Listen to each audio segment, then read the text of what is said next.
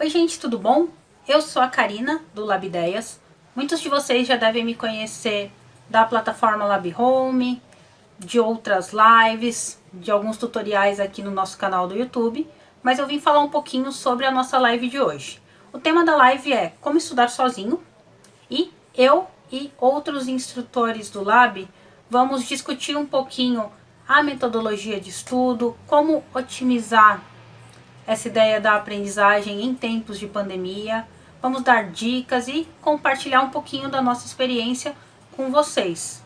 Então, espero que vocês gostem e que vocês puderem interagir com a gente, vai ser muito bom, porque vai tornar essa conversa muito enriquecedora.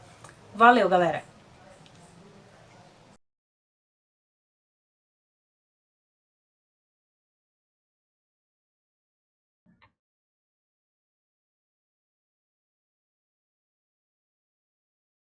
Oi, gente, tudo bom? Eu sou a Karina, do Lab Ideias. Vocês já devem me conhecer da vinheta que vocês acabaram de assistir, de outros vídeos aqui no nosso canal do Lab mesmo. Eu sou instrutora do Lab e hoje o nosso tema vai ser como estudar sozinho. Então agora o pessoal vai se apresentar e a gente vai iniciar essa nossa live. Olá, gente, tudo bem? Meu nome é Lucas Marinho, eu sou arquiteto urbanista formado pela Unicamp, sou instrutor do Lab Ideias, dos cursos de Revit, ArchiCAD, 3D Max, Lumion.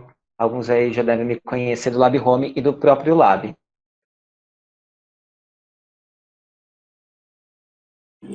Olá, pessoal.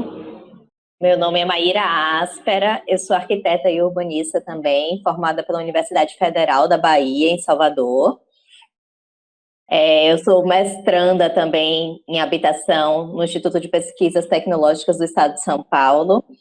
E trabalho aqui no Lab, já tem 1 ano e meio. Eu sou instrutora de CAD, de SketchUp, V-Ray e Photoshop, como muitos de vocês já me conhecem aí pelo Lab Ideias presencialmente.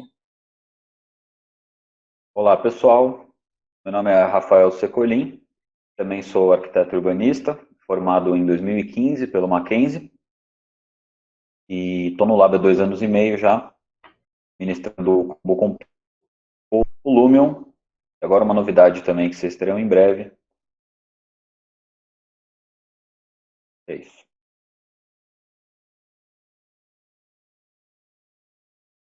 Bom, a gente vai começar aqui a nossa apresentação. Então, a ideia inicial que motivou a criação dessa live é estudar sozinho mediante o nosso cenário atual, né? Então, o mundo mudou, então a gente teve essa pandemia do Covid-19 e a gente teve que reestruturar muitas coisas, inclusive a forma de estudar. Então, questão de reavaliar valores, reavaliar métodos, vai ser um pouco o foco da nossa discussão aqui. E aí, acho que o primeiro ponto em relação a isso é a questão de planejamento. Então, uma coisa que é bem importante nesse caso é que software você quer aprender, quanto tempo você quer dedicar a isso, como que você vai organizar essa aprendizagem.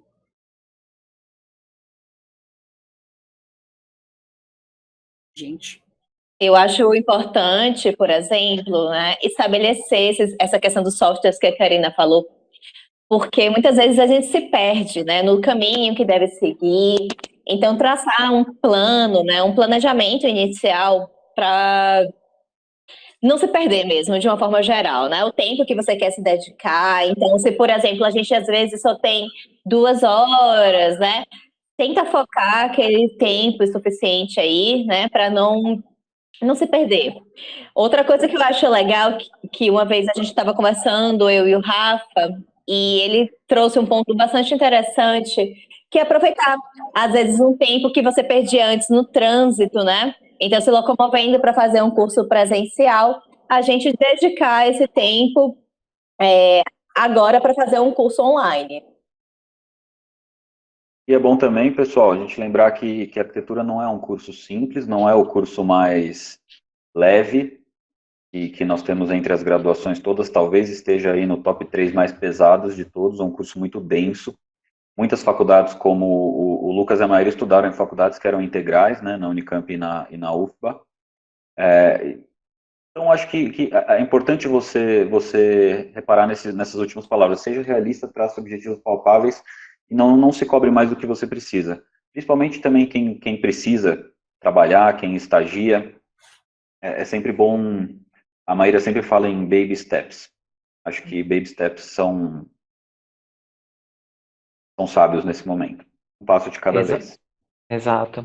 E uma coisa também super importante é você tentar entender em que momento você está da sua graduação ou quais são as suas prioridades como profissional, porque hoje em dia a gente tem dezenas de softwares, muitos deles fazem coisas muito semelhantes e a gente fica em dúvida qual aprender. Então, você se informar um pouquinho sobre quais são os programas, o que faz cada um.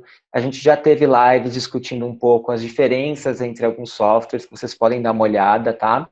Então, é importante você ir com foco. Às vezes, o seu foco se você está na graduação procurando um estágio, o programa que o escritório que eu quero entrar utiliza. Então, assim, essa questão de ser realista. Eu não vou aprender todos os programas BIM, eu não vou aprender todos os renderizadores, eu vou aprender aqueles que dão o melhor resultado e trabalham melhor com os programas que eu já sei usar ou com os parceiros que eu tenho, tá? Então, isso é importante, você ter uma meta e ela não ser simplesmente algo que você acha que é melhor, que você tirou de algum lugar. Não, tenta fundamentar isso em alguma coisa. Então, procure conversar com profissionais que já trabalham nessa área, converse com seus amigos que já fizeram cursos, ou que estão na faculdade com você, para saber o que eles usam, o que eles recomendam, tá? Busca informações para você fazer esse planejamento mesmo do que você deve aprender e até quando.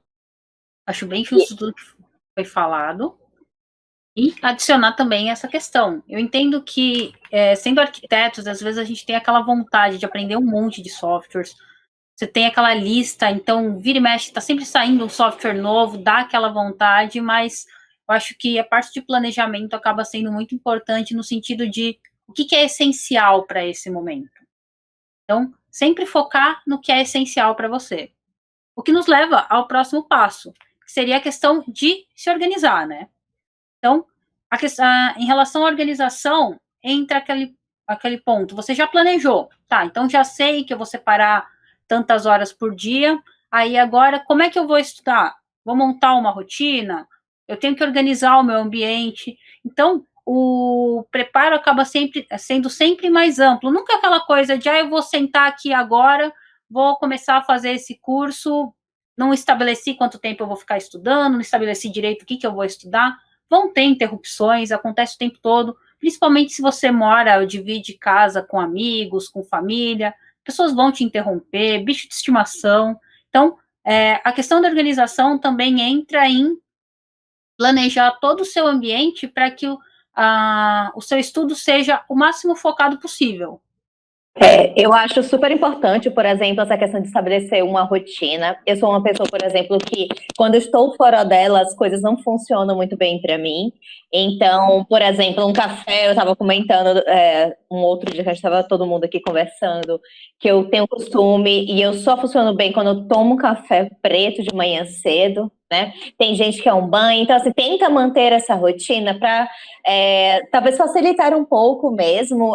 A gente sabe que ficar em casa, principalmente nesse período agora que a gente está de quarentena, está sendo realmente uma questão de ciclos para todo mundo. Então, às vezes, principalmente quando a gente vai parar para estudar, que é algo que a gente não tem um costume, às vezes, de fazer em casa, né? Às vezes a gente faz isso na escola, na faculdade, enfim.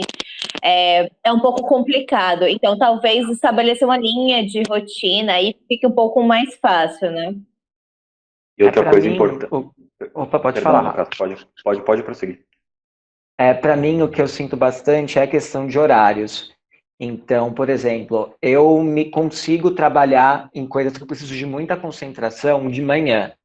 Então, às vezes, dá vontade de deixar aquilo para a noite, de procrastinar. Porém, se eu fizer isso, eu sei que não vai funcionar. Então, estudar um software, eu acho que é um pouco mais leve para mim, no meu caso. Eu tenho um pouco mais de facilidade do que uma leitura, do que ter que escrever alguma coisa. Então, eu posso deixar esse tipo de atividade para o meio da tarde ou até para a noite. Então, assim, é você não se enganar. também, tá? Você criar uma rotina com base naquilo que você tem facilidade e aquilo que se encaixa melhor no seu período. Então, atividades mais cansativas mentalmente, tente fazer no começo do dia, que seu cérebro está descansado. Tem pessoas que até tiram pequenos cochilos ao longo do dia para ter o que a gente chama de várias manhãs, né? Isso é uma prática que algumas pessoas têm. Então, tira um cochilo de 2 horas ao longo do dia para acordar com a mente um pouco mais descansada e fazer uma nova atividade. Para quem não pode fazer isso, é tentar montar essa rotina de forma que a sua mente e o seu corpo, eles vão ao longo do dia se adaptando às atividades, tá? Para você não forçar demais e não ter um bom resultado, e nem você ter um período que você poderia estar usando para produzir mais, para fazer algo mais intenso, e você está fazendo alguma coisa que poderia ser feita num momento mais descontraído, colocar dessa maneira. E concordo muito com o que todo mundo falou, e também um fator de organização que acho que é bem importante que a gente pode lembrar aqui, é que a gente tem bastante procura de alunos pedindo opinião sobre qual máquina usar, qual computador comprar, sobre quais peças trocar eventualmente. Essa também é uma organização que a gente precisa ter quando tiver em mente aprender um novo software, porque seja um renderizador como o V-Ray ou o Lumion, seja um BIM, ou até o SketchUp, depende muito do software que você for utilizar, você vai precisar de uma máquina e esse planejamento é muito importante, ainda mais numa situação como a gente está vivendo agora, de crise de dólar alto, né? Bem, muito bom isso que o Rafa falou, gente, inclusive, porque às vezes a gente tem que programar também, né, o software que a gente vai aprender de acordo com o computador que a gente tem. Se naquele momento não é possível, por exemplo, fazer uma troca de computador, né, enfim, questões financeiras, principalmente agora que o dólar está alto, como o Rafa deixou claro aí pra gente. Perfeito. E aí, uma outra coisa que a gente pode fazer, fica até a dica para quem é profissional liberal, você muitas vezes pode adaptar o que você vai aprender e tal, e a sua representação gráfica de acordo com o computador que você tem.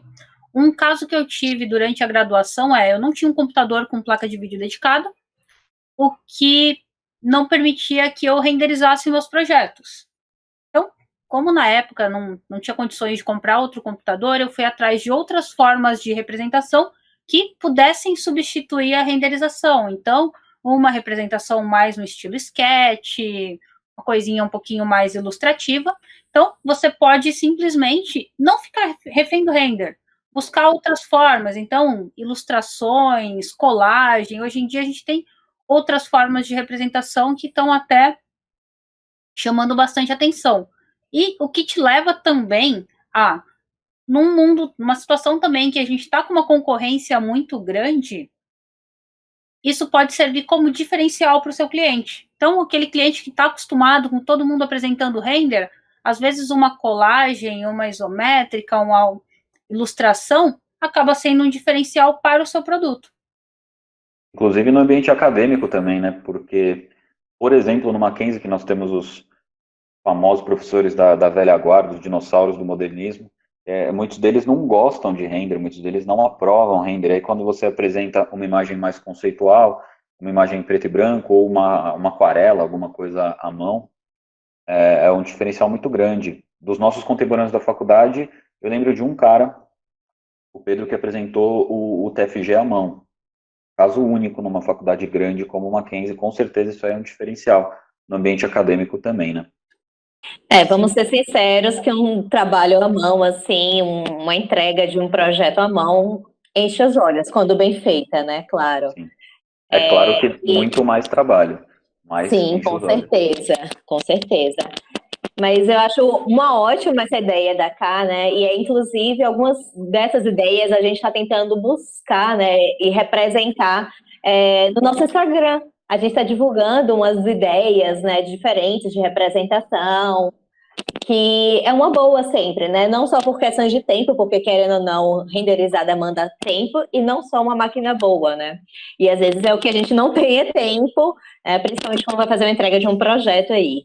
Então, fiquem ligados também nessas dicas que a gente está dando. Uma última coisinha, gente, que eu queria falar, aproveitando que a gente está falando sobre montar rotina de estudo, sobre organização, a gente está deixando aqui para vocês um link, tá nesse vídeo, para vocês baixarem 2 planners. Esses planners tem um que é semanal e tem um que é de estudo diário. Ele foi montado pensando no estudo de softwares na nossa plataforma, mas você pode usar para vários fins, tá? É mais pensado para o uso de softwares porque tem lá um campo para colocar os atalhos, os programas, enfim. Mas dá para você adaptar. Então, vocês vão encontrar 2 PDFs e 2 JPEGs, tá? E aí vocês podem escolher o que é melhor. Quem quiser imprimir JPEG ou PDF, escolhe o que fica mais fácil. Então, aconselho que vocês usem planners, me ajuda bastante. Eu uso já há alguns anos e eu sinto a diferença. A semana que eu não uso meu planner, eu uso até produzir, mas eu não consigo ter uma ideia muito palpável do quanto eu produzi e do quanto eu deixei de produzir.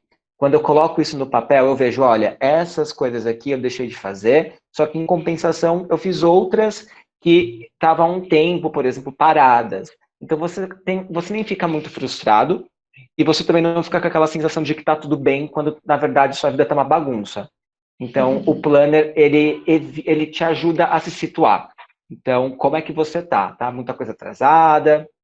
Porque mentalmente a gente tende a se enganar, tá? É normal, isso acontece com todo mundo. A gente tende ou a achar que a gente está atrasado demais ou que a gente está adiantado demais.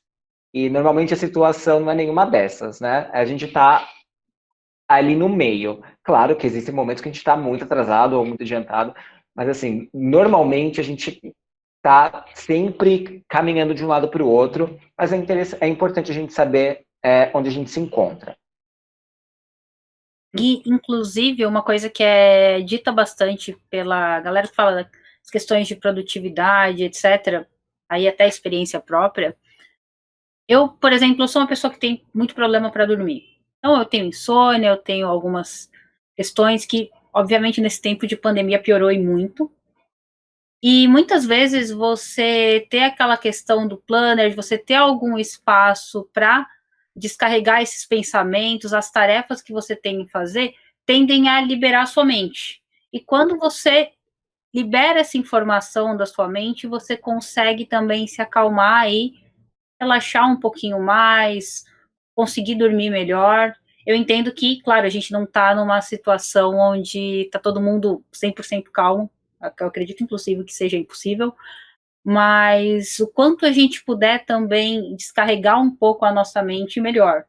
Então, eu também sou super a favor do planner, eu uso há bastante tempo, eu e o Lucas, a gente conversa sempre sobre isso, e ele também me ajuda nesse sentido, de ter um lugar para você descarregar suas ideias, ter um lugar para você anotar a sua rotina e ajudar você a se manter mais equilibrado mentalmente.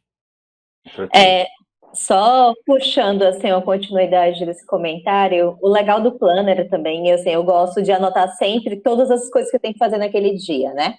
Então, a sensação de você ir riscando e dando ok nas coisas também dá uma acalmada, o que é ótimo nesse momento, né?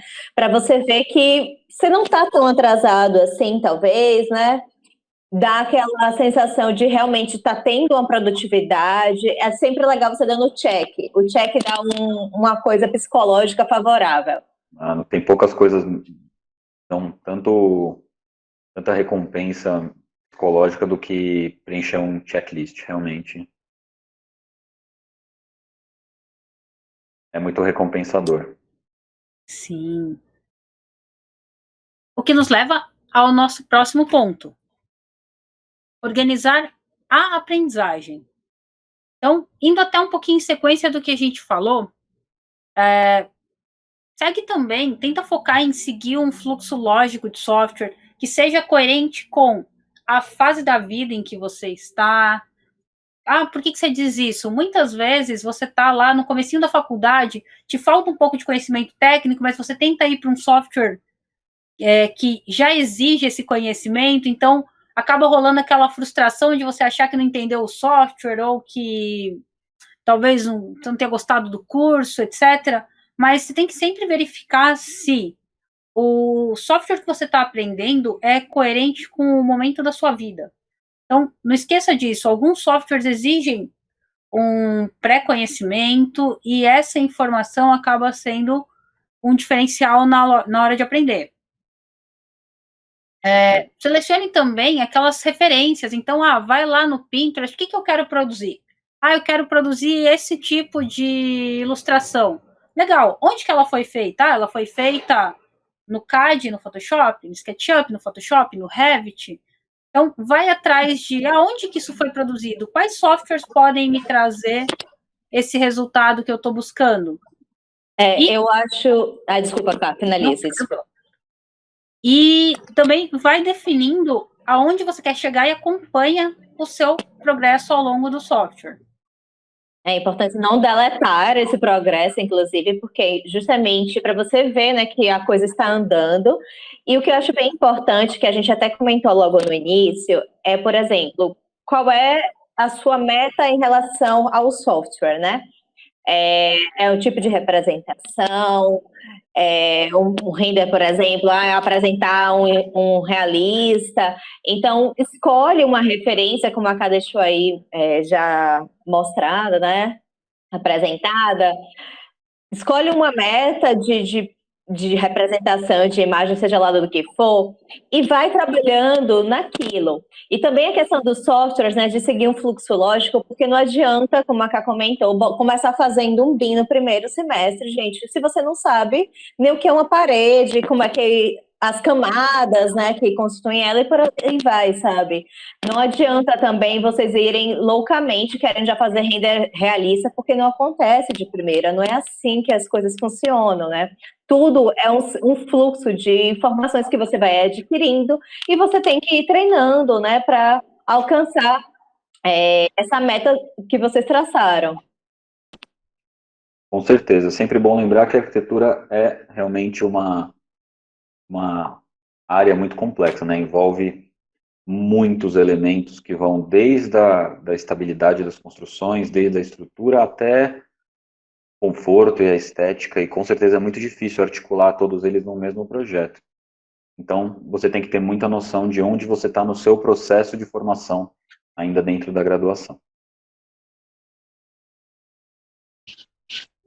Eu acho que a gente pode colocar também que dentro da arquitetura, é claro, existem várias categorias, vários tipos de programa. Mas a gente precisa dominar bem um modelador, um software de modelagem e desenho, um renderizador, um software de pós-produção e o software de diagramação. Então, se você tiver isso, todas essas cartas na manga, você consegue apresentar um bom projeto. É claro, nem sempre aquele modelador é o ideal para o tipo de projeto que você está trabalhando, mas você pode fazer adaptações, você pode utilizar plugins, também são muito importantes, tá? Nós temos no Lab Home cursos de plugin de alguns programas, então foquem nisso também, tá? Não só, assim, 500 softwares, mas tipos de software. Então, eu sei 5 renderizadores. Tá, mas você sabe fazer pós-produção? Você mexe no Photoshop ou em algum outro programa para trabalhar com imagem? Talvez seja o momento de você parar de focar só em renderizador e aprender algum desses programas que vai te abrir também outras ideias, outras possibilidades. Então, durante a graduação, eu sabia muito menos programas do que eu sabia hoje. Eu conseguia apresentar meus trabalhos com o básico. Então, eu sabia 2 modeladores, tinha lá um de pós-produção e fazia, na época, diagramação ainda no Illustrator. Nem sabia usar InDesign, nem fazer no Photoshop. Mas eu conseguia fazer isso. E uma coisa que é bom deixar registrado também, tem em mente que alguns softwares podem te atender em mais de um processo, né? Então, muitas vezes a gente fica naquela preocupação de, putz, será que eu vou ter que aprender o InDesign para conseguir fazer a diagramação das minhas pranchas? Depende. Porque muitos outros softwares atendem essas demandas também. Então, se você tem lá, está trabalhando com SketchUp, você tem o layout que pode te ajudar com a parte de diagramação. Trabalhando com o Revit, com o ArchiCAD, com o AutoCAD, eles têm aquela parte de diagramação de prancha. Mas dependendo do software, você tem muito mais opções. Sim, com certeza. Mas você também pode ir adaptando com o que você tem. Então, muitas vezes, talvez até antes da gente pensar em trocar de software várias vezes, então ficar naquele processo, faz um pouquinho aqui, um pouquinho aqui, um pouquinho aqui, um pouquinho aqui, vê se não compensa você descobrir um plugin ou explorar mais o software que você já sabe para que ele comece a atender uma dessas outras demandas. Então, acho que vale sempre essa tentativa de ver como é que funciona o fluxo trocando de software e ver como é que funciona o fluxo explorando mais o próprio software. Porque às vezes é um pouquinho mais trabalhoso, mas eu não precisei sair daquele software que eu já estou mexendo. Ou às vezes não, na hora que eu troquei de software, eu tive um ganho de produção, de tempo, o tempo caiu muito, porque eu consegui produzir muito mais rápido. Então, levar isso sempre em consideração, testar os dois processos, ver o que funciona melhor para você.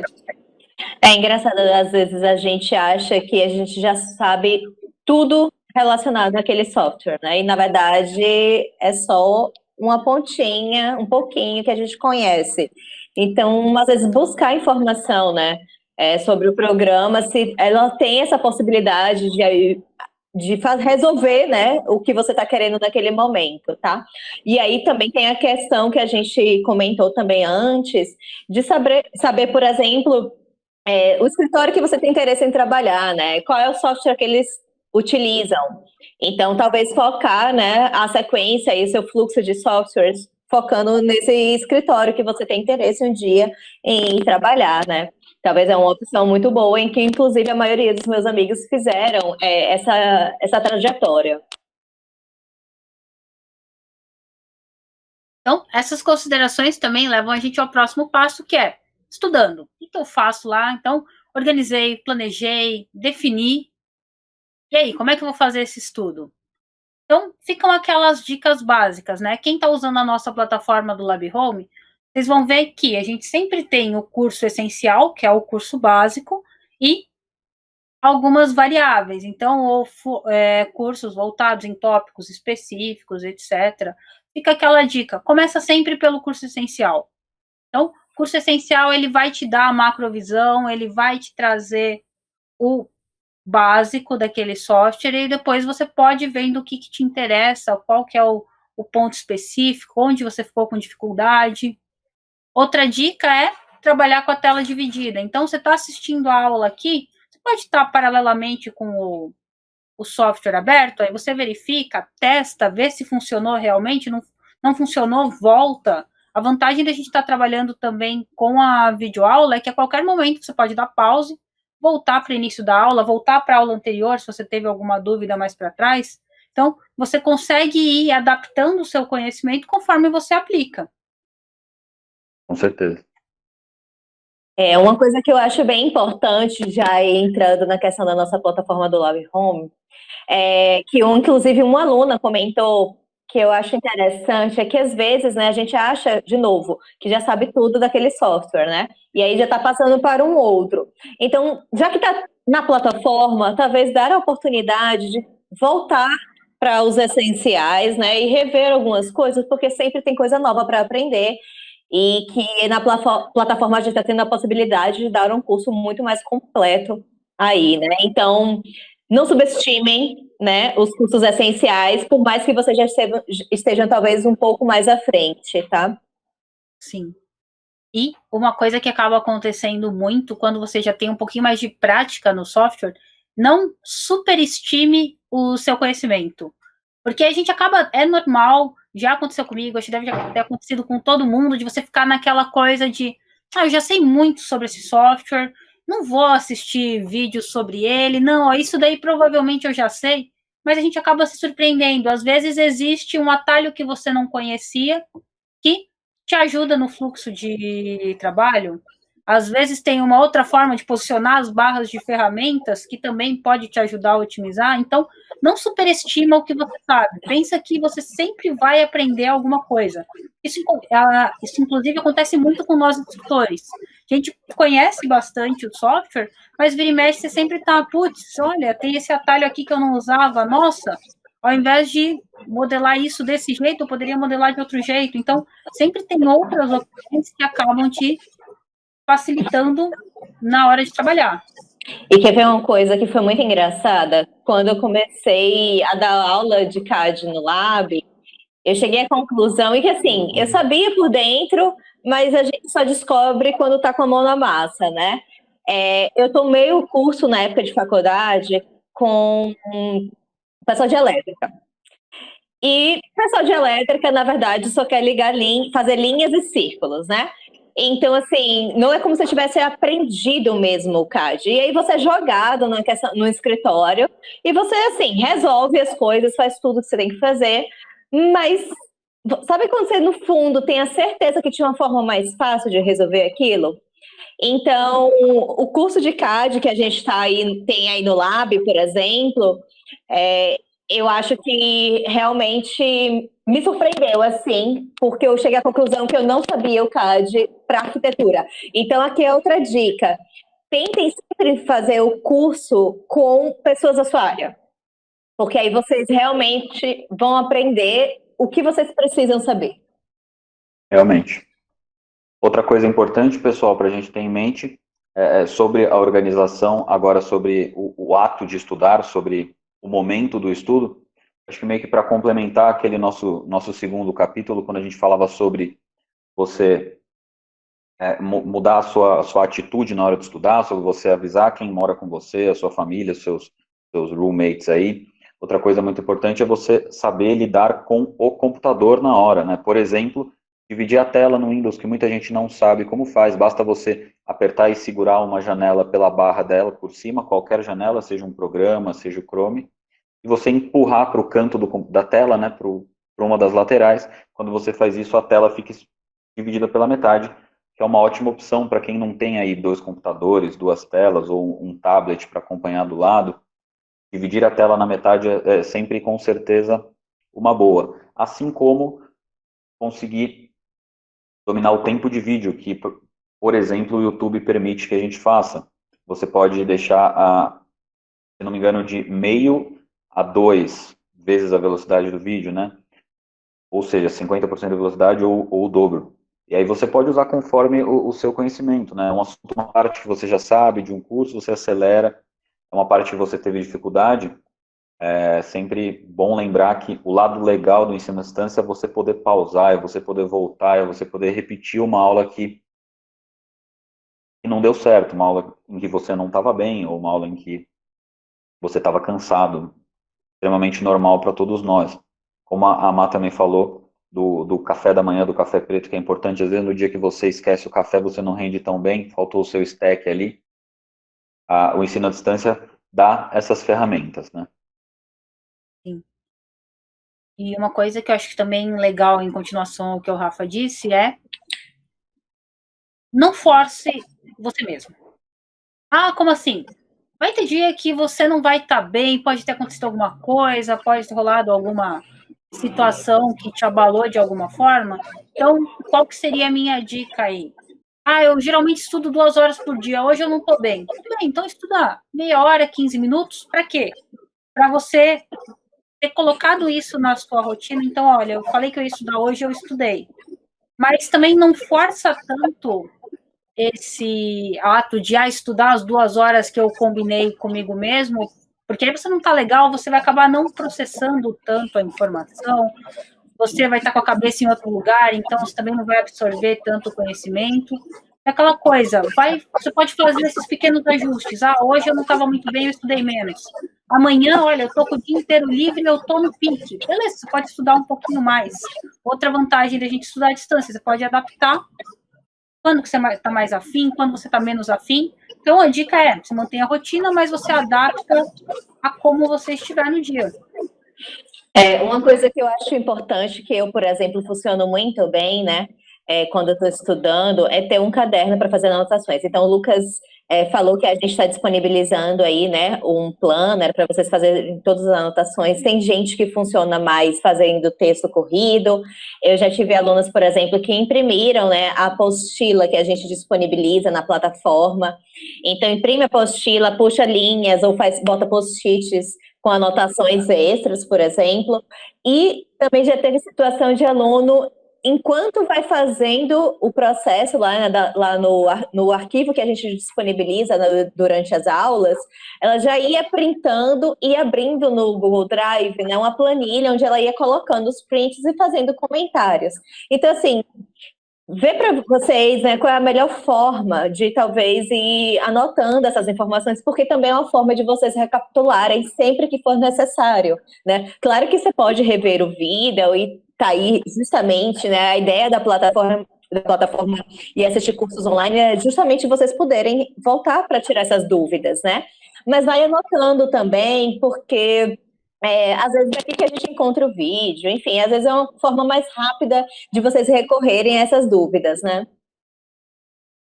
E aí, gente, também tem uma questão que eu queria frisar, que é menos é mais. Eu sei que é um lugar comum a gente falar isso, mas quanto mais livros você tiver sobre um assunto, quanto mais bibliotecas você tiver, mais perdido você fica, muitas vezes. Então, às vezes, quero fazer uma coisa, eu me encho de informação. Então, eu vou estudar, sei lá, parede e cortina, que é um tema dos nossos cursos. Eu abria 15 vídeos de parede e cortina, baixava 20 PDFs, e não sabia nem por onde começar. Então, eu tenho buscado reduzir a quantidade de material para uma quantidade que é possível, é humanamente possível e que eu percebo que tem qualidade. Então, assim, é claro, hoje em dia a gente tem acesso a muita informação, a muito material gratuito, a muita coisa. Então, assim, filtre também. Então, se você vai fazer a anotação, deixa só o caderninho da anotação, tá? Não deixa o tablet do lado, o caderno da anotação, o livro aberto. Tenta minimizar as suas distrações e realmente escolher os instrumentos que são ideais para você. Então, por exemplo, hoje em dia eu tenho tentado ir para o paper free, tentado não fazer mais anotações em papel. Então, quando eu vou estudar alguma coisa, eu pego o meu tablet, eu tenho aplicativos de escrita e tem me ajudado muito a focar. Porque eu, com caderno, eu percebia que eu era aquela pessoa muito perfeccionista, queria escrever lindamente, não funcionava bem para mim. Eu ficava muito preocupado mais com o objeto caderno do que com o que eu estava anotando. Isso na minha vida inteira. E indo para o tablet é uma fonte padrão. Se você errar, você apaga, não fica horrível. Então, se você desenhar ali também, você não tem que ficar jogando folha fora, você apaga um desenho. Então, utilizem esses meios, tá? Talvez você se adapte melhor ao papel, ao tablet, mas tente conhecer qual você gosta mais e aí você foca naquele. E eu acho que é uma coisa muito importante agora, né, século XXI, que a gente tem aí internet, WhatsApp, aplicativos de uma forma geral, gente, desconecta, tá? Bota o celular para longe, tira do WhatsApp, tira barulhinho. Se tem o relógio, né, já bota o relógio lá longe. A gente tinha conversado antes nessa coisa, bota no silencioso. Mas fica o vício, né, de virar toda hora para olhar o relógio. Então já taca ele longe, enfim, tira todos os tipos de distrações possíveis, né? Porque a gente sabe que outra coisa aí super viciante é o Instagram, você perde meia hora aí, fácil. Então, vai parar para estudar? Ó, entra numa bolha e manda ver. Leva a sua comida, leva a sua água para que você não tenha que abrir a geladeira também, que é outra coisa que atrapalha. Prende o cachorrinho e Vai concentração ao total. banheiro antes de começar, Exatamente. antes de sentar para estudar. Então, tenta fazer daquele o seu momento sagrado de estudo. Isso eu acho que para tudo na vida, né? Você ter uma continuidade nos momentos em que você tem que estar pleno, né? Você estar realmente no lugar onde você deve estar. Até aprofundar um negócio, um preceito básico do budismo, né? Você não ficar nem perdido no futuro, na ansiedade, nem remoendo o passado. Você viver o presente. Para você viver o presente, para você estar pleno, você tem que estar totalmente preparado. Acho que isso vale para nós também. Sim. O que nos leva aqui ao próximo assunto, que é cuidado com as distrações. Então, até seguindo um pouquinho do que a gente acabou de dizer, Adiantamos um pouco. vamos fora das redes sociais. Também, voltando ao que a gente disse lá no começo, que é bom deixar claro, um software de cada vez, não vai tentar, eu vou começar aqui, 3 cursos ao mesmo tempo. Eu tinha muita mania de fazer isso, inclusive, às vezes, até da vontade. Comprei lá um monte de curso, eu falo, não, na segunda-feira, das 8 às 9, eu vou assistir esse, das 9 às 10 eu vou assistir esse, das 10 às 11 eu vou assistir esse. Conclusão, eu acabo com um caderno cheio de anotação misturada. Quando for fazer a aula no dia seguinte, eu não lembro mais de qual dos 3 cursos eu estava falando. Então, Você já organizou antes, então tenta organizar da maneira mais linear possível. E uma outra dica que é importante, principalmente a gente que está aqui nesse tempo de quarentena, em casa, etc., é de você conseguir separar o estou deitado na minha cama assistindo um filme do estou sentado estudando. Então, não leva notebook para a cama, tenta também trocar de roupa, criar algum break na rotina que defina cada período que você está entrando. Como disse a Maíra lá no começo, então, meu dia começa depois que eu tomo café. Ou, como eu sei que o Lucas faz, meu dia começa depois que eu arrumo a cama. Sei lá, então cria um momento. Então, depois que eu tirei o pijama e coloquei uma camisa, então é hora de trabalhar. Então, vai criando esses pontos até para conseguir passar a mensagem para o seu cérebro do que é hora de fazer. Então, agora é hora de trabalhar? Beleza, então você terminou o expediente, você põe o pijama de novo, senta no videogame, então o seu cérebro já vai entender, pijama, então agora é hora da diversão. Essa coisa de estar deitada, estudando, não dá certo, né? Aí, no fundo, não funciona muito bem. Eu lembro que a primeira vez, assim como a Cá, né? Eu tenho muita dificuldade de dormir. Eu lembro que a primeira vez que eu fui inventar de ler um livro, deitada na cama, eu dormi. Coisa que eu não conseguia fazer assim no meio da tarde. Então, o assunto não era favorável, eu não estava afim. Enfim, o lugar não é o melhor lugar, né? Cama é para dormir, ponto. Vai para uma mesa, enfim, tenta estar em outro plano psicológico, né? Exatamente. Com certeza. Põe o celular longe de você. Tira o smartwatch, porque não adianta nada você colocar o celular longe, mas você ficar de 5 em 5 minutos conferindo se tem notificação no celular. Desliga a TV. Não vai ouvir o rádio do seu vizinho pela janela, então tenta se isolar. Tenta se isolar para você conseguir focar melhor. E assim, para quem mora, né, com pai, mãe, cachorro, periquito, papagaio, bota uma placa no quarto, estou estudando, né? Qualquer aviso para ninguém abrir a porta. Tipo, lá na casa dos meus pais, por exemplo, a gente não tem o costume de fechar a porta sempre. Então, quando a gente fechava a porta, já sabia, não é para incomodar. Então, assim, se sua casa não tem essa questão, o pessoal abre a porta, tá nem aí, bota um aviso, ou então, sei lá, chega presencialmente e fala, gente, vou estudar, não me importunem, por favor, por 2 horas. Enfim, qualquer coisa para que a distração se minimize, né? Sim. E aí, em sequência das nossas distrações, não esqueça de exercitar o que você aprendeu. Então, beleza, fui lá, fiz o curso, repliquei o exercício que eu fiz na aula, concluí o curso, fiquei lá 6 meses sem mexer, me chamaram para trabalhar no escritório para usar aquele software. Quando eu chegar lá, eu não sei, eu abri o software, eu não sei mais o que está acontecendo, não sei nem por onde começar. É uma coisa que acontece bastante. Então, Olha, a gente está cansado de ver que se você não exercitou o que você aprendeu, você esquece. eu conto uma história na aula, sempre para os meus alunos, baseada em mim mesma.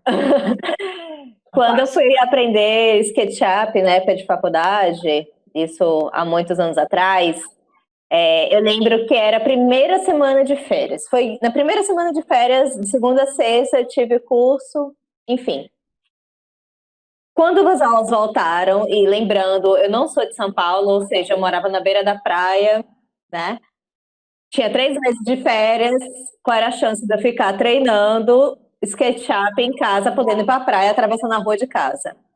Então, quando as aulas voltaram, eu só sabia fazer linha, né? Me pedia para fazer uma outra coisa no SketchUp, eu não sabia.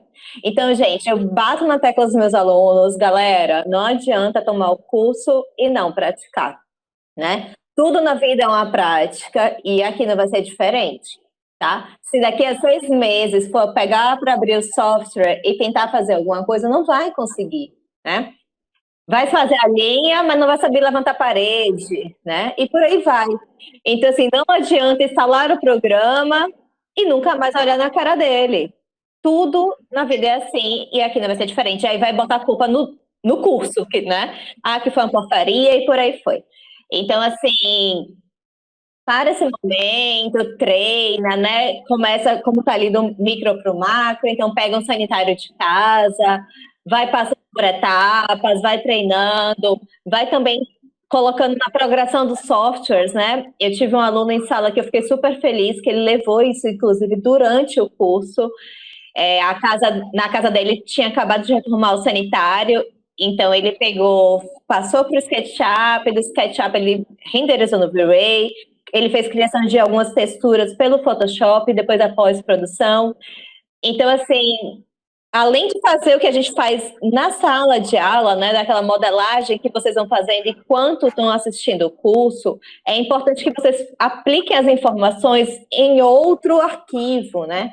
Porque é aí que vão surgir realmente as dúvidas, tá? Sim. Inclusive, aconteceu também com uma aluna minha, e eu achei que com certeza aquilo serviu muito para validar o que ela estava fazendo. Ela tinha lá um projeto da faculdade, que acho que ela tinha feito no semestre anterior, e aí, basicamente, ela fazia aula, chegava em casa, e aí esse projeto que ela tinha pego, ela passava limpo só o tema da aula. Então, beleza, hoje eu fiz a aula de paredes. Chegou em casa, pegou aquele projetinho lá e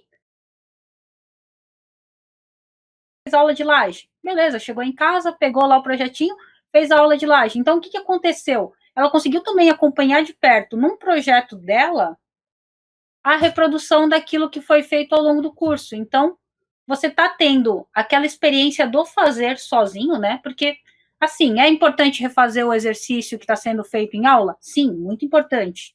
Mas é importante você aplicar em um outro tema para surgirem dúvidas diferentes, surgirem situações diferentes que vão te levar à reflexão e te ajudar a fixar essa informação. É exatamente isso, né? Durante o arquivo que a gente vai mexendo na sala de aula, para vocês eu acho que fica mais claro, né, o que está sendo feito, quais são os problemas que estão acontecendo, e tudo vai se resolvendo durante a aula.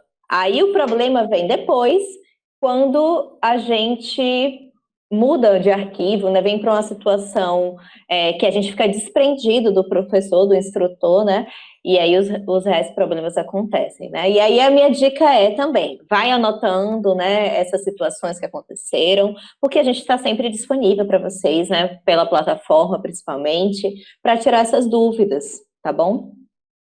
Sim. E aí, gente, uma coisa que pode ser interessante é vocês modelarem também projetos referenciais, tá? Porque quando você vai modelar um projeto próprio, você tem que pensar na questão do projeto mais a questão do software. Então, quando eu quero aprender alguma coisa específica em um programa, eu escolho um projeto de um arquiteto, um escritório que eu gosto e tento reproduzir aquilo. Muitas vezes não só o projeto, a modelagem, mas também a representação desse escritório. Isso me faz buscar novas formas de trabalhar, buscar novas informações, não só trabalhar do jeito que eu sei, que eu conheço. Então, eu aprendo muito com isso. E aí, é claro, voltar à questão de pegar coisas possíveis. Então, eu quero aprender a fazer elementos orgânicos. Eu não vou pegar um projeto da Zaha Hadid, aquele Soho Gallery gigantesco, para fazer ele ser meu primeiro projeto, tá? Vou pegar uma coisa menor, eu pego um ambiente. Então, assim, mesmo nos seus projetos, também faça isso. Tá aprendendo um programa? Não pega a sua casa inteira, o seu edifício que você mora inteiro. Pega um ambiente. Vai crescendo isso depois. Porque dá aquela vontade de produzir algo espetacular, algo para a gente mostrar as imagens para as pessoas, né? Ou algo mais parecido com o que a gente fez no curso. Mas calma, você vai fazer isso sozinho. O importante não é você repetir a ferramenta 15 mil vezes. É você entender o que ela está fazendo, tá? Então, assim, a partir do momento que você entendeu, você vai ter tempo mais para frente para praticá-la 15 mil vezes. Agora, tenta diversificar as ferramentas que você usa e usar elas de forma que você esteja entendendo o que você está fazendo. Então, é melhor você ter um projeto menor, que você entende e você tem domínio daquilo, que você pegar algo muito grande que às vezes você nem consegue terminar. Quantas vezes eu já não fiz isso? Eu era a pessoa megalomaníaca. Sempre foi. Então, queria aprender alguma coisa, eu pegava um livro de 2.000 páginas, pegava e ia, vou modelar um projeto, vou remodelar a cidade de São Paulo inteira. Era assim. E nunca terminava, eu acabava exercitando poucas ferramentas, porque eu tinha que repetir 1000 vezes a mesma, porque era algo muito grande, e não produzia tanto. É claro, a gente vai aprendendo isso com o tempo, a gente percebe o que funciona ou não, mas essa é uma dica que eu dou. E é aquela clássica também, né, gente? Eu vou pegar aqui o meu quarto, vou modelar lá bonitinho. Gente, portfólio. Lembra que o portfólio é para mostrar o meu estilo de projeto? É. Mas também é para mostrar o que eu sei fazer. Então, tá produzindo, já direciona o que você vai fazer para virar lá algum elemento para o seu portfólio. Então, organiza como é que você vai representar aquilo. Então, tudo que você está produzindo, você não precisa parar em algum momento. Beleza, então parei agora, nos próximos 3 meses eu vou montar material para o meu portfólio inteiro. Não, você poderia estar fazendo isso ao longo do tempo. Poxa, Olha, pode falar. Não, termine, que assim, me veio, você falando, assim, me veio realmente situações que aconteceram comigo, né? Tipo, meu portfólio, depois de ter terminado a faculdade e, assim, na necessidade, né? Então, você fica fritando ali a cabeça, você acha que fazer portfólio é coisa rápida, não é, né? Porque além de fazer a diagramação toda do portfólio, às vezes você tem que refazer alguns projetos, então você já leva um outro tempo. Então, quando você já vai pensando nisso, desde o início, realmente o trabalho se torna menor no final de tudo. E aí também eu acho que é uma coisa importante comentar, não deixa para resolver aprender um software, gente. Ou então para treinar, né? Tipo, passei 6 meses sem mexer, vai treinar, mas vai treinar já no projeto mais importante do final do ano, faltando uma semana para entregar, né? Porque aí fica complicado, né? Os problemas vêm, sim, com certeza, mas você vai estar naquele desespero de entrega e tudo mais, então vai ser uma série de fatores que vão estar te deixando numa tensão maior, numa ansiedade maior para resolver aqueles problemas, tá? Então, lembrando sempre, gente, do micro para o macro. Começa pequeno, depois aumenta. Sempre. Até para você também não se frustrar, porque, meu Deus, eu tentei começar lá, do jeito que o Lucas falou, pelo Sorro Gallery, não consegui modelar. Provavelmente você não conseguiu mesmo, mas não é porque você não entendeu, não é porque o curso era ruim, não sei o quê. É porque você tentou começar pelo mais difícil. Então também é aquilo que o Rafa falou lá no começo, que a Maíra fala sempre. Baby steps, um passo de cada vez, aos poucos. Beleza? E aí, não esqueça de continuar se atualizando. Então, muitas vezes a gente fica aquilo, beleza, fiz tudo. Terminei o curso, treinei, aprendi aquilo, beleza, então parei ali. Pronto, eu sei esse software, isso daqui, acabou. Não, gente. Não esquece que os softwares se atualizam, sempre tem mais jeitos de fazer a mesma coisa. Então, não fica focado só naquela coisa de que, terminei aqui, o software é isso, eu preciso saber desse comando, desse comando, desse comando e só. Então, diversifica, amplia, vai treinando, testa fazer coisas que você não está acostumado. Então, beleza, fiz o projeto no meu quarto. Por que eu não tento agora modelar, por exemplo, uma cadeira, uma mesa? Então, sai também um pouquinho do seu lugar de conforto para você acabar aprendendo uma coisa nova, que você pode, posteriormente, incorporar lá no seu fluxo de projeto. E é importante sempre lembrar que os programas também estão sofrendo atualizações todos os anos, né? Alguns não mudam muita coisa, mas outras acrescentam bastante informação nova. Então, sempre está buscando essas informações, né? E, enfim, crescendo também ao longo do tempo, isso é legal, você aumentando o nível de dificuldade de desenvolvimento de projeto, por exemplo, tá? Então, não para, né? Nunca para, porque senão você sempre vai estar representando as coisas da mesma forma e por aí vai, tá, gente? E sempre tem gente nova no mercado, né? A concorrência cresce a cada ano. Então, você tem que se atualizar sempre, né? E aí, até um ponto que é legal falar nesse sentido também, tenta não ser tão apegado também ao software, porque geralmente a gente encontra dois tipos de pessoas. A gente encontra aquela pessoa que não pode ver um software novo que já quer aprender, acho que eu me incluo muito nessa, talvez o Lucas, o pessoal acho que no geral acaba sendo assim, mas você também encontra aquelas pessoas que tipo, beleza, eu mexo só no Sketch, por favor não me peça para mexer em outro software. Então, até dica para os dois lados. Você que, assim como eu, não pode ver um software novo que já está baixando, instalando e procurando tutorial, vê se aquele software vai agregar mesmo. Então, tipo, dá aquela conferida antes. É sempre bom conhecer. Claro, é sempre bom conhecer um pouquinho de tudo. Mas vai com calma. E você que é muito pegado naquilo que você está acostumado a fazer, se abre para outras opções. Às vezes, um outro software pode ser bom para um projeto específico. É aquela coisa, é legal a gente estar sempre aberto, mas também, às vezes, não muito aberto. Então, E às cuidado vezes para não também. foco e não causa. E às vezes a questão é que o mercado também, às vezes, pede para a gente fazer essa mudança, né? Então, quando você está muito apegado, fica até difícil desapegar. Então, vou trabalhar agora numa construtora, uma construtora trabalha com BIM, mas eu amo SketchUp. Gente, infelizmente, às vezes é necessário e vice-versa, né? Já aconteceu isso comigo. Quando eu vim para São Paulo, eu, na época, sabia mexer muito mais no Revit, por exemplo. E eu já nem lembrava SketchUp, porque eu já contei a história para vocês anteriormente, né? Mas, para piorar, logo quando eu voltei minhas aulas lá daquela história que eu contei, eu comecei a fazer curso de Revit e parei de mexer no SketchUp. Então, assim, eu não lembrava mais. Porém, eu fui fazer um projeto, um freela, né, para um arquiteto aqui em São Paulo, e ele queria que eu fizesse no SketchUp, porque é o que ele sabia mexer. Então, lá vai Maíra de novo, né, tomar surra. Então, assim, quando você se apega a um programa, às vezes é necessário desapegar por um motivo específico, tá, gente? Então, abre a cabeça também um pouco, né? Não estou dizendo para ir atirando para tudo, não é isso. Mas não cria essa resistência também, né? Falar uma questão da minha experiência profissional mesmo, que é trabalhando como freelancer, que é o que muita gente vai fazer quando recém-formada, durante muito tempo. Você vai receber formatos em arquivos muito variados.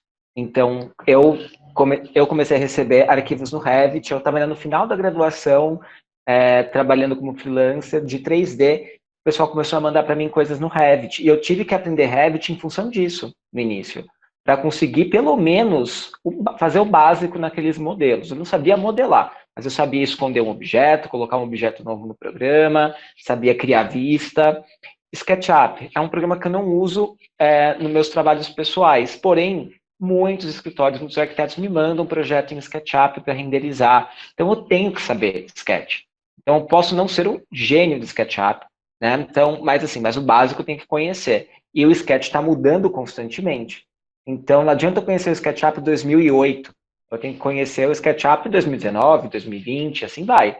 Então, assim, se você quer ser um profissional versátil, você precisa estar atualizado, tá? Porque senão você vai receber tenho aqui um 3D para você que foi feito no ArchiCAD, para você renderizar no SketchUp. Se você falar não, você perdeu um trabalho que outra pessoa vai pegar. E às vezes é algo simples. Então basta você aprender aquilo que você precisa de um programa e se manter atualizado, tá sempre usando. Ficou ali, gente, um mês, 2 meses sem usar um programa que você não tem muita prática, você esquece. Com muita prática, às vezes demora um pouco mais para esquecer. Eu com 3D Max aprendi há muito tempo.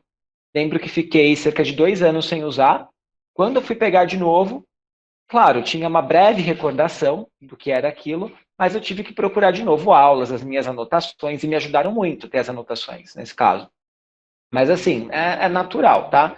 Então, assim, saibam que quanto mais vocês conhecerem, melhor. Mas ser especialista em alguns programas também é importante.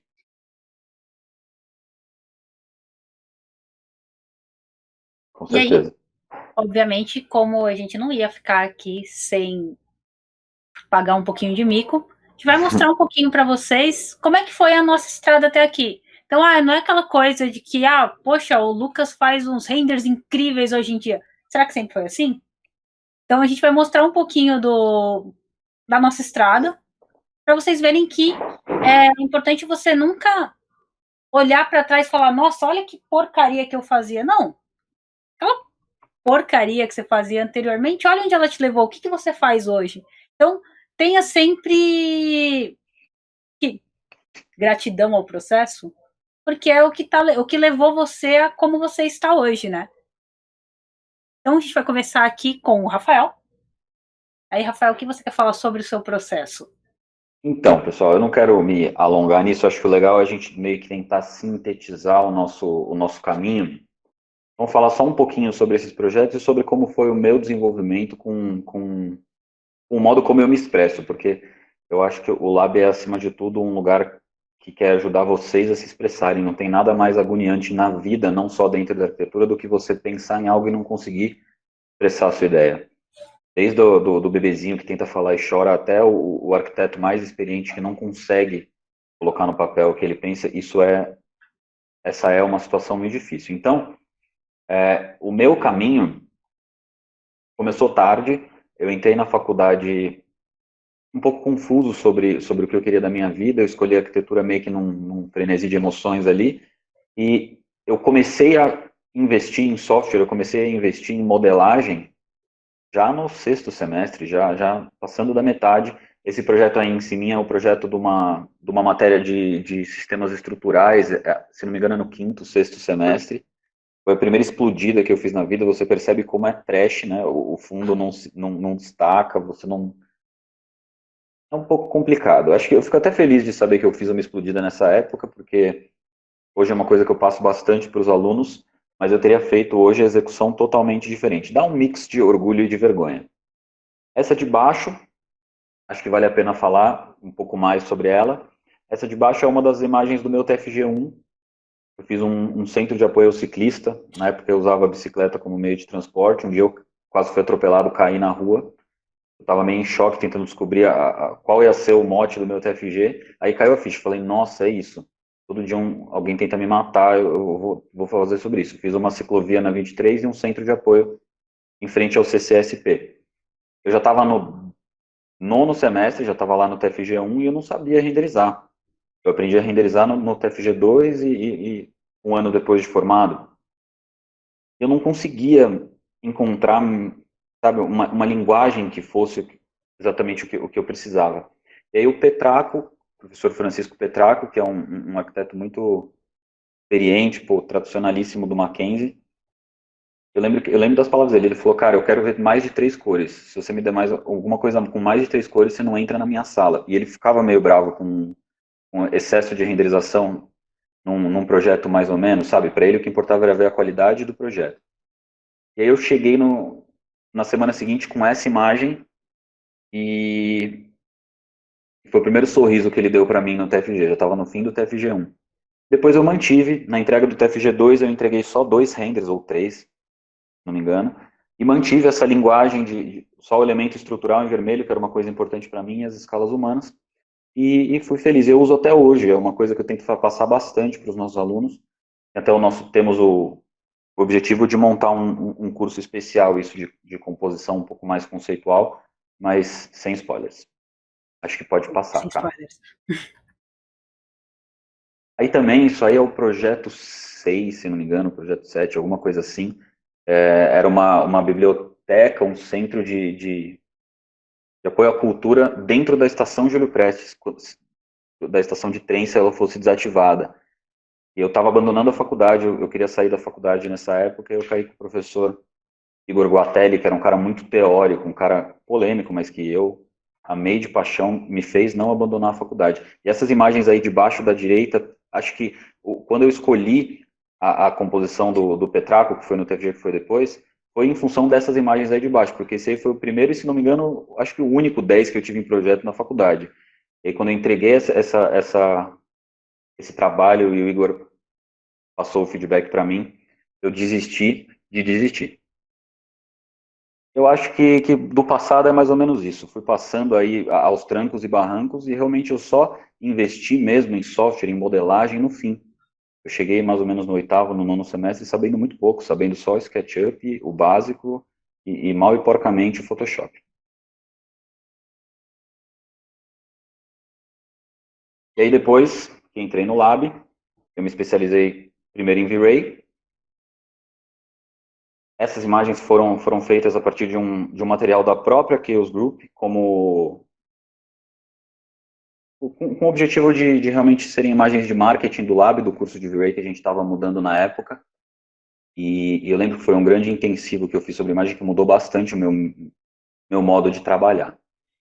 E depois do V-Ray, que é a próxima imagem, eu acabei me especializando um pouco mais no Lumion, que é o que eu estou usando agora. Essas são imagens que foram feitas durante o curso, né? Então são imagens que não estão totalmente trabalhadas, porque não dá em uma semana para a gente desenvolver até o fim, até as últimas consequências, mas que com certeza mostram a diferença, porque realmente tem hora para uma imagem conceitual, tem hora para uma imagem um pouco mais trabalhada. Aquilo que o Lucas falou de menos é mais, eu também sempre falo para os alunos em aula.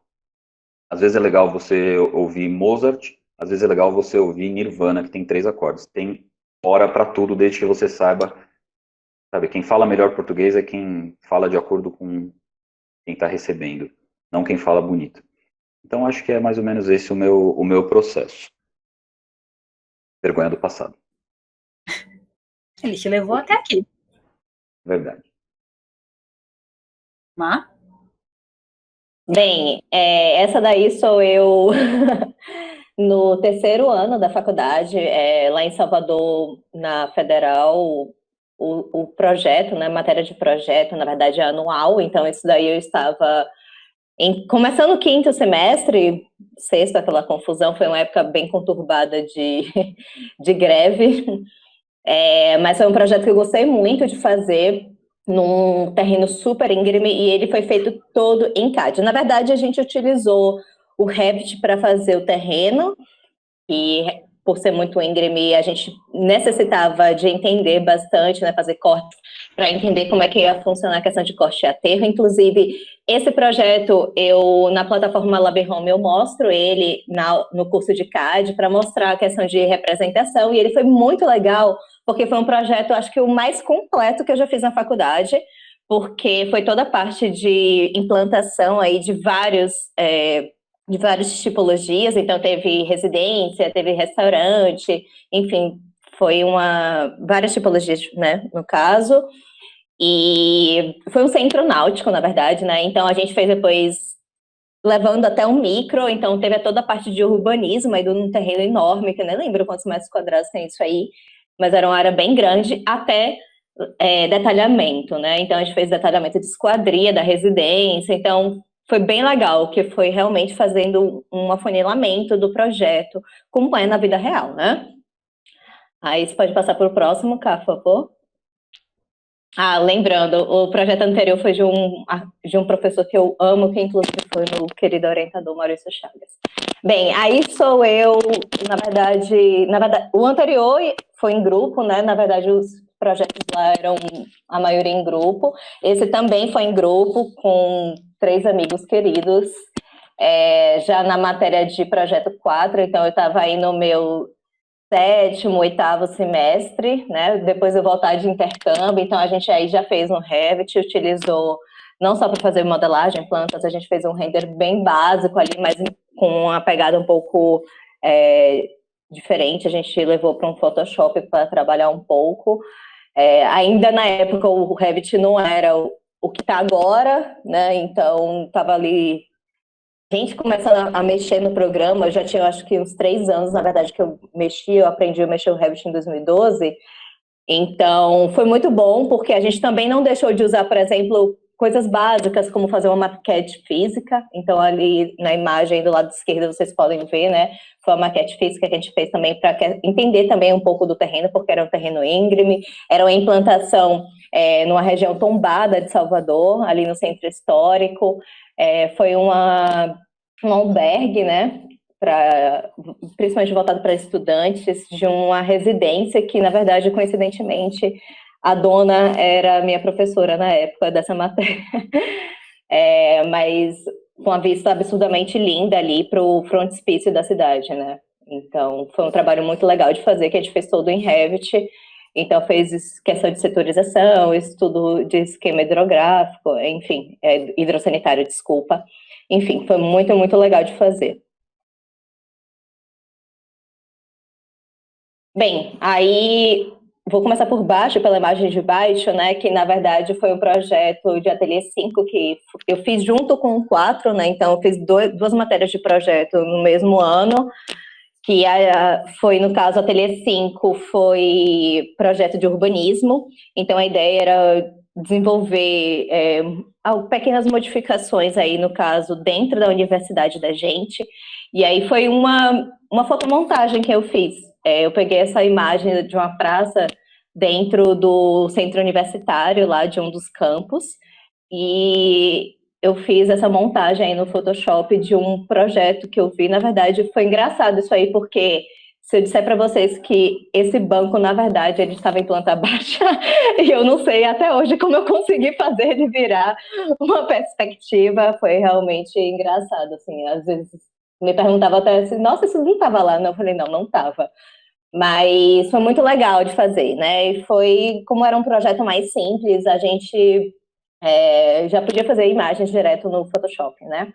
E em cima foi um dos renders que eu fiz no meu TFG, já foi algo... eu fiz ele no Revit, meu TFG. Foi um projeto muito, muito grande, eu fiz uma residência voltada para habitação de interesse social, né? Era um terreno bem grande, de mais de 20 mil metros quadrados, um projeto muito grande que eu fiz.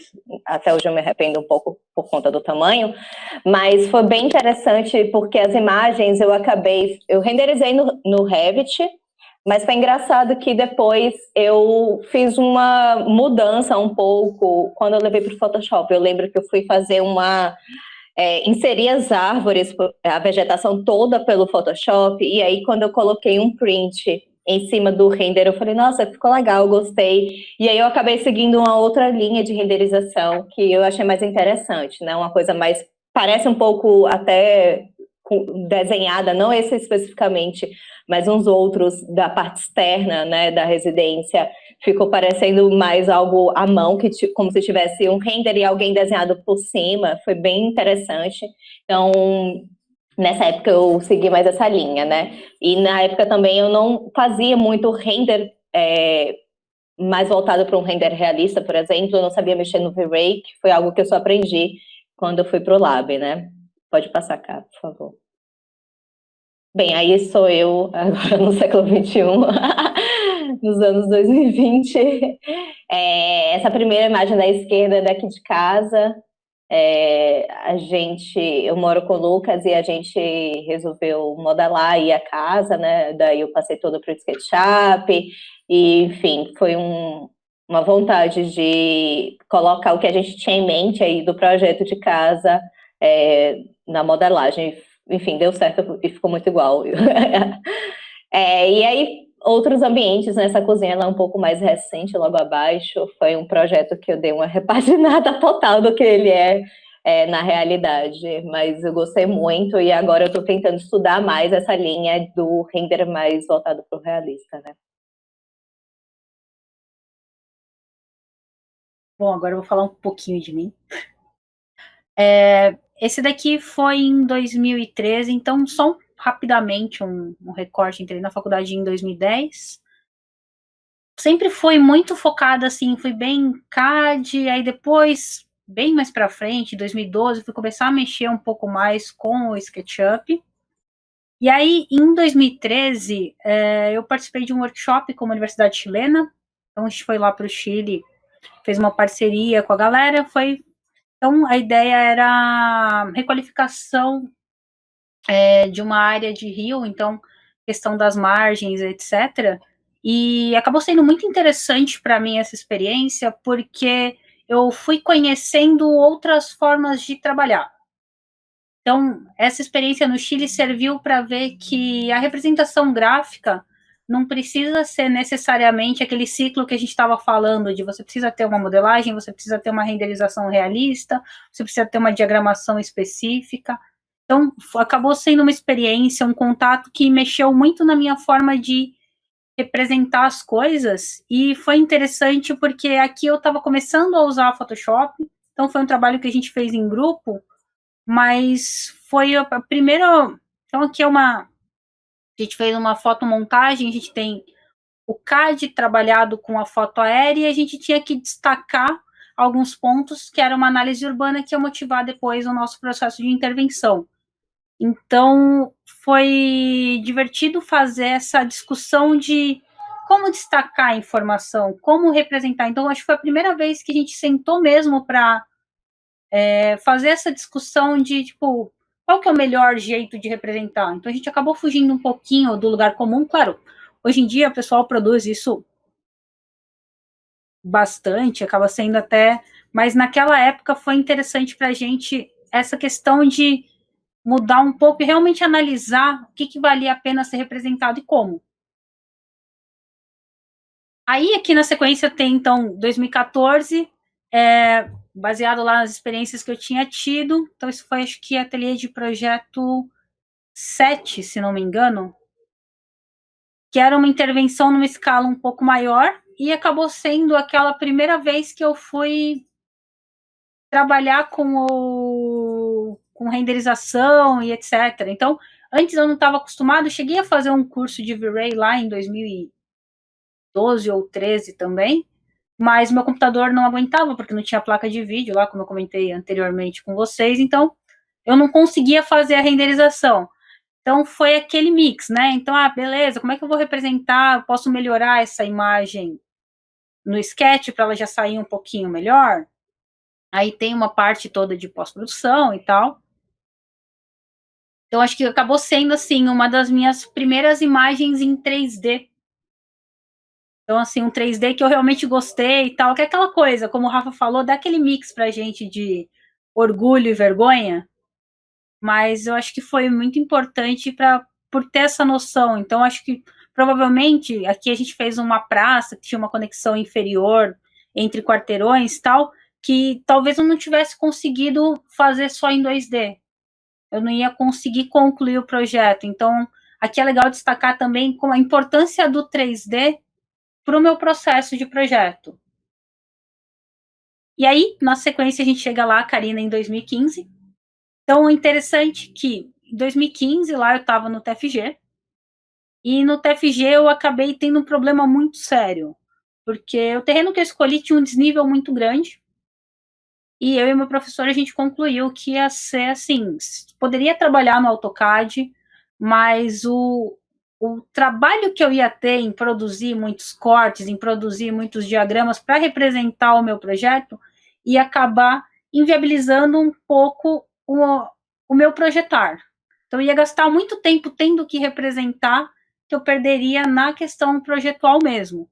Então, o que eu acabei fazendo foi até uma loucura, não recomendo, tá, gente? Eu fiz, sobrevivi, mas foi levemente traumático. Entre o TFG 1 e o 2, eu fui fazer um curso de ArchiCAD, e aí eu simplesmente peguei o meu TFG que estava pela metade e passei tudo a limpo. Então aqui foi meu primeiro projeto em ArchiCAD, meu TFG. E olhando hoje em dia, o que eu vejo?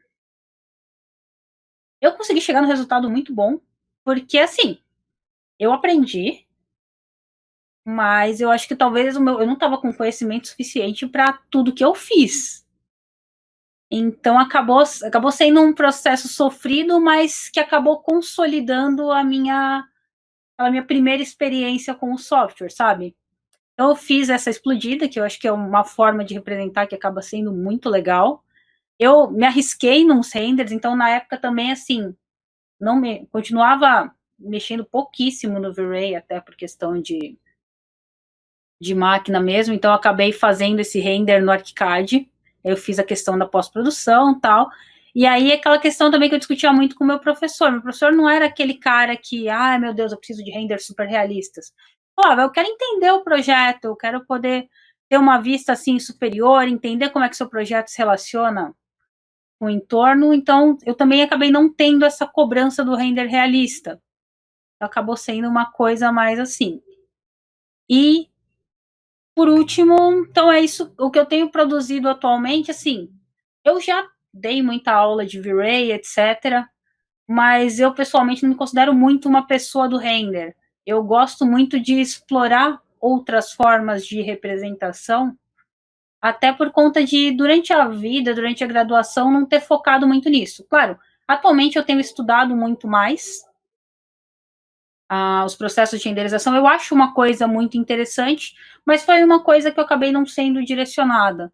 Então, atualmente, o meu foco, que até reflete um pouquinho no que eu estou mostrando aí para vocês, tem sido essas questões de, a partir de um modelo 3D. Então, eu costumo trabalhar muito com o ArchiCAD, que é um dos meus focos até no Lab Home.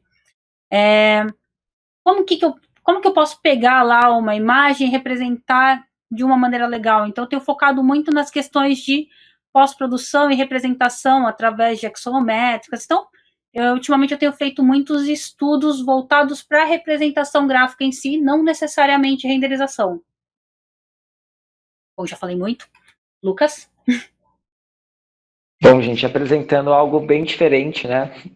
Aí desenhos feitos à mão, isso em 2011. Eu entrei na Unicamp em 2010 e até 2011 a gente tinha que apresentar desenhos à mão e maquetes, modelos físicos, né? Então é isso que eu estou mostrando.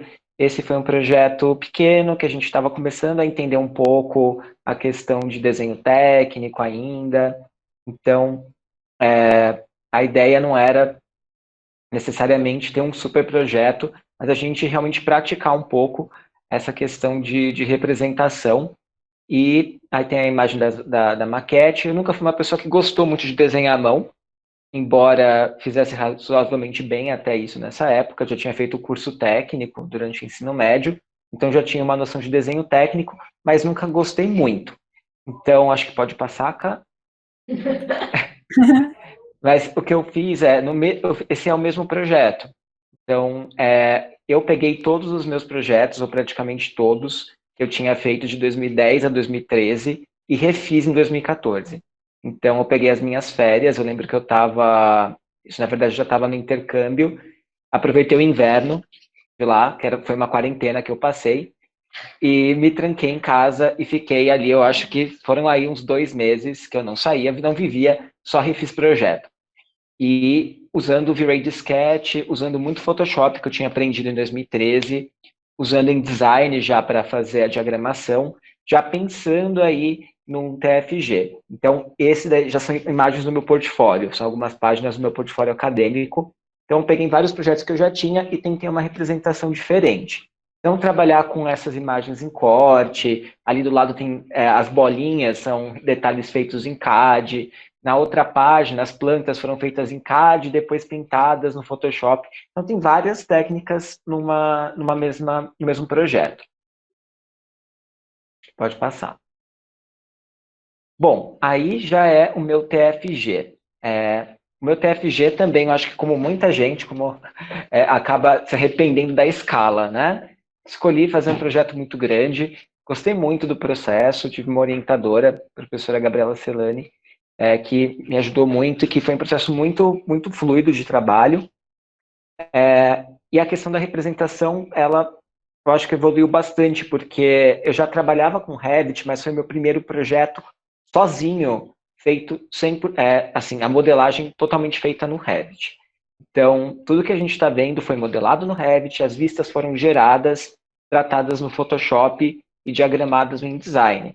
E os renders foram exportados, o modelo do Revit foi exportado para o Sketch e renderizado lá com V-Ray. Então, assim, já comecei a coordenar várias técnicas. Nessa época, eu já tinha dado aula também, já tinha dado aula de V-Ray para SketchUp, já tinha dado aula de 3D Max, então já tinha conhecimento de uma boa quantidade de programas. Então, o que eu tentei focar foi o que meu computador comporta, né? Porque também eu gostaria muito de ter feito no 3D Max as imagens, mas o computador não dava conta. Eu tentei, nem a exportação do Revit rolava, a importação do Revit no 3D Max, então eu falei, vou para o que eu consigo usar no meu computador, que é SketchUp, com bastante Photoshop. E foi o que eu fiz. O Photoshop, ele me salvou, gente. De verdade, ele salvou o final da minha graduação. Porque você não consegue fazer um render maravilhoso, num tempo hábil, assim, para a entrega de projeto, numa máquina que não tem uma placa de vídeo legal, que não tem memória RAM. Então, você tem que trabalhar na pós-produção. Então, assim, é importante você conhecer os programas, né? Mas saber os meios que você precisa para utilizar. Então, foi pensando na otimização que eu mostrei esse projeto, essa conexão do Revit com o software de pós-produção. Pode passar. E esse já, aí alguns trabalhos que eu tenho feito atualmente, esse é um projeto de referência, na verdade, chama House LLP, do Morel Arquitetos, e eu modelei esse projeto no Revit para treinar a questão de projeto em multiframe. Então, pensei, olha, já trabalhei no Revit com alvenaria estrutural, com projeto em concreto, projeto em estrutura metálica, nunca tinha trabalhado com woodframe. Então, aproveitando a quarentena, sentei, peguei esse projeto que eu acho muito legal, peguei as imagens dele e importei no Revit, e a partir daquelas imagens eu fui criando, né, os componentes, criando ali os sistemas para chegar nessa modelagem. Então, não foi o foco tanto em apresentação, nesse caso, embora creio que a apresentação ficou até legal no final, mas não era o foco. O foco era realmente tentar pensar nessa questão de técnicas construtivas num programa. E acho que é isso aí. Então, acho que um ponto muito interessante para a gente ter compartilhado um pouquinho da nossa jornada, para vocês verem que não. Às vezes a gente recebe muitos alunos, ou às vezes até o pessoal recém-formado falando: nossa, eu tô atrasado, eu já devia saber isso. Então, acho que a gente também tem que ter o mínimo de respeito ao nosso processo, porque às vezes não deu, por qualquer questão que seja financeira, questão de como você estava na época, etc. Então, tipo, nunca é tarde para você aprender algo novo. E às vezes essa comparação de, poxa vida, olha só, o Lucas está representando isso, eu estou representando outra coisa, e aí ele está à minha frente, ou não, depende. Então, acho que a gente tem que ter. O que a gente falou focou muito na apresentação, né? Você está lá com objetivos claros do que você quer produzir, e às vezes a comparação acaba sendo contraproducente. Cada um tem uma jornada e um caminho. É engraçado, eu também acho que é questão de gosto, né? Às vezes, por exemplo, tem gente que não gosta de render realista, tem gente que já gosta mais um pouco, tem gente que gosta mais de um estilo aquarelado, enfim. Então, assim, você também saber qual é o estilo que você quer seguir, né? Para talvez trabalhar em função daquilo, né? Voltada para aquilo. E aí, planejar seu conhecimento. Eu, na época do meu TFG, por exemplo, não era uma intenção representar daquela forma. Eu queria ser representado de outra forma na época. Mas quando eu acabei vendo o quão ficou com a cara do que eu estava desenvolvendo, né, de toda a parte teórica, enfim, eu acho que segui uma linha do que eu estava querendo no fundo, no fundo. Então, assim, eu acho que saber o seu gosto também é importante, sabe? Você mesma falou, Cá, que você hoje em dia não é mais uma pessoa de renders, né? Você prefere outras formas de representação. E isso não é um problema, né? Hoje em dia a gente tem um leque de opções e os softwares, eles dão essas possibilidades, né? Então, isso que é legal. E aí, por último, não menos importante, conte com a gente, de verdade. Acho que muito mais do que a gente simplesmente vender a aula de software, acho que eu posso falar por todo mundo quando eu digo isso, acho que o Lab, a gente gosta muito de ensinar, a gente gosta de compartilhar conhecimento. Então, fala muito para os alunos, gente, não precisa ter medo, vergonha de tirar dúvida, de dizer que não entendeu, de trazer sugestões para a gente, porque a gente gosta. Tipo, muitas vezes a dúvida do aluno, beleza, se é algo que eu sei, eu consigo responder na hora, se é algo que eu não sei, eu vou lá pesquisar, porque aí eu consigo ajudar o aluno, mas eu consigo me ajudar. Então, acho que esse fluxo de compartilhar conhecimento é uma experiência muito rica e é uma coisa, acho que eu posso dizer, que agrada a todo mundo. Então, é um processo muito enriquecedor. E a gente tenta sempre trazer o máximo de opções possíveis. Então, a gente tem as aulas presenciais que vão retornar assim que for seguro. A gente tem o Lab Home, que a gente conseguiu disponibilizar os nossos cursos. A gente tem aulas particulares, a gente tem fórum, tem o grupo do Facebook. Então, a gente tenta abrir ao máximo o nosso leque de opções para que vocês se sintam sempre amparados no momento da dúvida, no momento você está precisando de alguma coisa. E o que a gente bate a tecla... Desculpa, rapidinho. Imagina. Que a gente bate muito na tecla também é que, por exemplo, lá que a gente tem um grupo do Facebook para alunos e ex-alunos, né, que a sua dúvida pode ser dúvida de outra pessoa. Então não fica tímido, né, achando, nossa, é uma besteira e tal, porque às vezes tem aquela outra pessoa lá que tá tímida também, né, morrendo de vontade que alguém faça aquela pergunta lá para ela ser respondida. Claro que já tem lá uma lista de outras perguntas que já foram feitas, quem sabe talvez até fazer uma busca, né, caso você tenha uma necessidade que seja respondida com, sei lá, em 1 hora, porque eu preciso resolver isso agora, né, e talvez não tenha ninguém acordado de madrugada para me responder, mas sua dúvida é de outra pessoa também, né, então bota lá, né, a gente sempre está aberto para responder essas coisas e, enfim, é uma troca sempre de conhecimento. E uma coisa também que eu acho legal de citar é que outro dia, preparando o material dessa live, eu disse que queria compartilhar que eu sempre digo para os alunos durante as aulas do Lab 10, durante as aulas presenciais, que a vantagem que eles têm de fazer Lab é que aqui eles não são um número. E eu sempre digo que pode ser que eu não lembre o seu rosto, mas eu vou lembrar de onde você vem, qual é a sua história, o que você fazia, o que você buscava. Faz muito bem para nós participar do processo de projeto, do processo de crescimento aí. Em 2 anos, mais de 2 anos de Lab, eu pude participar ativamente da formação de muitas pessoas. Às vezes com um conselho, às vezes só com um questionamento que faz a pessoa pensar de uma forma diferente, e isso faz muito bem para nós. Nos deixa muito felizes. Geralmente o aluno Lab volta. Isso é o melhor feedback que a gente poderia ter. Então, aproveitem isso, pessoal, tanto no grupo do Facebook, que a Ká comentou, quanto sobre essa questão. E interessante que quando eu falei isso, nós preparando o material, a Má falou que diz a mesma coisa para os alunos dela e eu não sabia. Então, você dá para perceber assim que isso é genuíno para todos nós. Eu tenho certeza que faz muito bem para todos nós e que fazemos com muito prazer. Então, aproveitem essa chance. Você acabou de falar, eu acabei de lembrar que hoje ainda uma aluna me mandou uma mensagem tão bonitinha, né, falando isso, agradecendo, né, por a gente sempre estar disponível, inclusive para dúvidas e tudo mais. E, assim, a gente, como falou, a Ká falou, né, tem lá no Lab Home, tem nos grupos do Facebook e tudo mais, e a gente está aberto também pelo Instagram, nas redes sociais do próprio Lab, né, para que vocês venham até nós, tá, no WhatsApp e tudo mais. E a gente acabou de criar, fica aqui, né, para quem já fez o curso do Lab Home, mas a gente criou essa semana os testes lá para vocês, a maioria dos cursos já estão com eles lançados, para vocês colocar em prática aí, né, todo o aprendizado que foi feito durante aí o curso, nas aulas online, tá bom? Para vocês verem se tá tudo ok, tem a opção de repetir a prova, caso ache que precisa estudar mais um pouco. Se tá com dúvidas, a gente também criou fóruns lá para vocês fazerem comentários, né, colocarem suas dúvidas, ou se sentir mais... Maíra, eu sou tímida, não quero, manda mensagem, porque dá para mandar mensagem no privado pra gente também por lá, pela plataforma Lab Home. Sim. Gente, agradecer então a vocês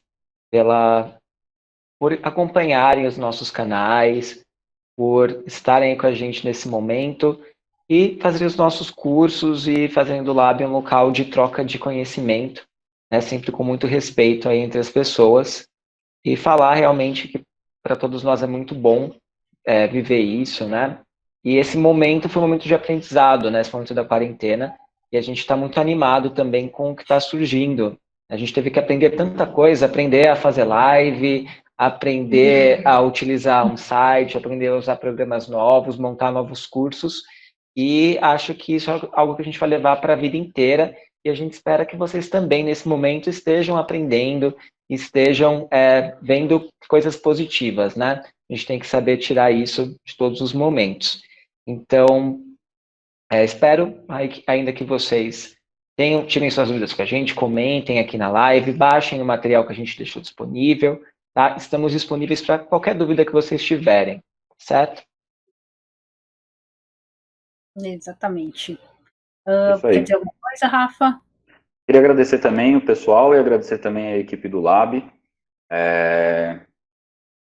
porque uma das tristezas da quarentena é não poder trabalhar num ambiente tão gostoso quanto é o Lab, tanto dos alunos quanto de vocês, meus colegas. E muito obrigado a todo mundo aí assistindo, a todo mundo mantendo o interesse. É um grande prazer para todos nós estar aqui, para mim, inenarrável. Obrigado, pessoal. Eu também só tenho a agradecer todo mundo, colegas, alunos, todo mundo que de alguma forma acaba interagindo assim comigo, porque eu acho que é sempre bom compartilhar, é sempre bom compartilhar experiência, é sempre bom compartilhar informação, é sempre bom compartilhar uma história de vida. Eu acho que é isso que faz a nossa vida assim ser mais, tira um pouquinho a gente daquele acordar, trabalhar, estudar, dormir e repetir. Então, acho que as pessoas que acabam fazendo da nossa rotina, do nosso dia a dia, uma coisa mais gostosa. Leve. Acho que essa acaba sendo a palavra mesmo. Bem, como todo mundo falou, agora eu vou me sentir obrigada a falar. Bem, primeiro agradecer por vocês terem assistido aí, né, nosso vídeo até o final, quem ficou até o final. Desculpa, né, pela situação que aconteceu ontem na live que a gente tentou fazer, né, mas como o Lucas comentou, a gente está aprendendo também esse processo, né, durante a quarentena, então às vezes dá certo, às vezes não dá, às vezes a gente está tentando descobrir qual foi o problema, enfim. A gente deu um jeito, né, para entregar esse conteúdo para vocês, que é bem importante. Estamos aqui abertos, como eu havia mesmo comentado antes também. E é isso, obrigada também, meus colegas. Gosto muito. Acho que São Paulo se tornou mais leve para mim. Eu sempre brinco que São Paulo é uma cidade muito difícil para mim. Apesar de sempre desejar morar aqui, mas, enfim, não vou entrar nesse ponto agora. Mas agradeço porque o Lab foi a família realmente que é a família que eu tenho aqui, na verdade, né? E, enfim, obrigada. Tchau, tchau, gente. Tchau, tchau, pessoal. Tchau, gente. Até mais, até a próxima. Nos vemos em breve. Obrigada, até a próxima.